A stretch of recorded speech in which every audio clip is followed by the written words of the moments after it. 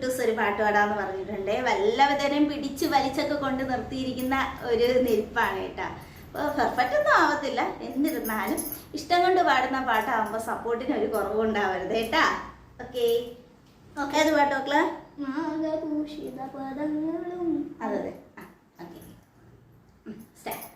നാഗഭൂഷിത പദങ്ങളും ചടുല താളമോടു തിരുനടനവും ഭസ്മഭൂഷിത മുദസ്ഥലം ഹരിത ചർമ്മവും വണിഗണങ്ങളും വാസുകി പരിമിശോഭിതം വിമല വക്ഷസും ഭവഭയാഭവം ചന്ദ്രശേഖര തെളിഞ്ഞു കാണണം അന്തികേമവ സദാശിവ നീലകണ്ഠതപ നീലകണ്ഠതുമതിൽ പുടഞ്ഞ ഹിമാലയം ഭൂമി ശോഭമരിയും കരങ്ങളിൽ ധമടമാടകടുന്തുടി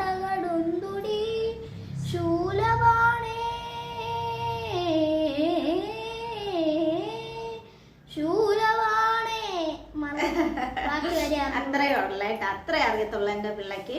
അപ്പം നമ്മൾ വേറെ യൂട്യൂബിലൊക്കെ കണ്ട് ഒക്കെ ജസ്റ്റ് ഒന്ന് പാടി നോക്കുക മാത്രമാണ് ചെയ്യുന്നത്. അപ്പം പിന്നെ ഇത്രയൊക്കെ ഒപ്പിച്ചെടുത്തത് തന്നെ എൻ്റെ കുട്ടൂസ് ഭാഗ്യമല്ലേ. ഓക്കെ, അപ്പം ഞാൻ പറയാൻ വന്നൊരു കുഞ്ഞു കാര്യം കൂടെ ഇതിൻ്റെ കൂട്ടത്ത് പറഞ്ഞിട്ട് പോകാം. ഇനി പറയാനൊരു സമയം, കാരണം ഇനിയുള്ള ദിവസങ്ങൾ എനിക്ക് ഇത്തിരി ബിസി ടൈമായിരിക്കും.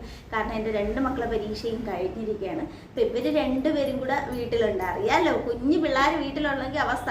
തീരെ കുഞ്ഞു പിള്ളേരല്ല. ഇതിനി അടുത്ത് 5ാം ക്ലാസ്സിലോട്ട് പോകുന്ന കുട്ടിയാണ്. എൻ്റെ മൂത്ത മോനാണെങ്കിൽ അടുത്ത് 9ാം ക്ലാസ്സിലോട്ട് പോവുകയാണ് കേട്ടോ. അപ്പം പറയാൻ വന്ന കാര്യം കൂടി ജസ്റ്റ് ഒന്ന് സൂചിപ്പിച്ചിട്ട് പോകാമേ. നമ്മൾ ഒട്ടും പ്രതീക്ഷിക്കാത്തവരാണ് നമ്മളെ ചതിച്ചത്, അല്ലെങ്കിൽ നമ്മളെ ശത്രു എന്നറിയുന്ന ഒരു നിമിഷം നിങ്ങൾക്കുണ്ടാവുന്ന ഒരു മാനസികാവസ്ഥ. ഇന്നലെ എൻ്റെ ഒരു സുഹൃത്തിനെ ഞാൻ കണ്ടായിരുന്നു കേട്ടാ. അപ്പോൾ അവൾ വിചാരിച്ച് എന്ന് വെച്ച് കഴിഞ്ഞാൽ അവളെന്താ പറയുക, അവൾക്ക് കുറച്ച് പ്രശ്നങ്ങളും കാര്യങ്ങളൊക്കെ ഉള്ള ഒരു കുട്ടിയാണ് കേട്ടോ. അവള് എൻ്റെ ഏജുണ്ട്. അപ്പം അവള് ഇതുവരെയും വിചാരിച്ചിരുന്നത് കൂടെ നിൽക്കുന്നവരെല്ലാവരും സംരക്ഷിക്കാൻ നിൽക്കുന്നതാണ്, സ്നേഹമുള്ളവരാണ് എന്നൊക്കെ വിചാരിച്ച് ആണ് ഇരുന്നത് കേട്ടാ.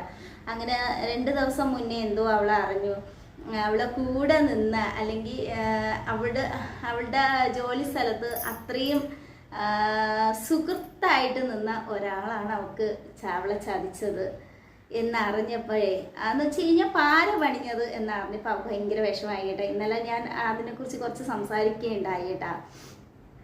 ഇന്നലെ ഞാൻ അവളെ കണ്ടപ്പോൾ കുറച്ച് നേരം സംസാരിച്ചു. അപ്പം നമ്മൾ ഇന്നത്തെ കാലത്ത് ആരെ വിശ്വസിക്കല്ലോ, ഇവിടെ നിന്നാണ് ചതി വരുന്നത്, ഇവിടെ നിന്നാണ് കുത്തുകൾ വരുന്നതെന്ന് നമുക്ക് അറിയാൻ പറ്റത്തില്ല. കെയർഫുള്ളായിട്ട് മുന്നോട്ട് പോവുക. ആരെ വിശ്വസിക്കാതെ ഇരിക്കുന്നതാണ് ഏറ്റവും നല്ലത് കേട്ടാ.